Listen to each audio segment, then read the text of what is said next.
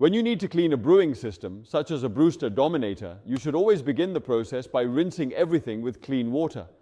Water is one of the most important things you can use.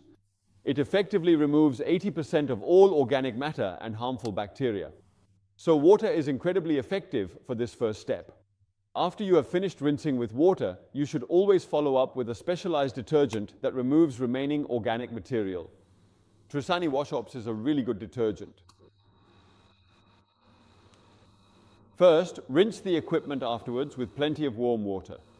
Once you have finished rinsing, you should use Trisani Sip-Ops to effectively remove all deposits, including beer stone, lime scale, and harmful bacteria. And then, you must always remember to rinse everything once more afterwards with cold water.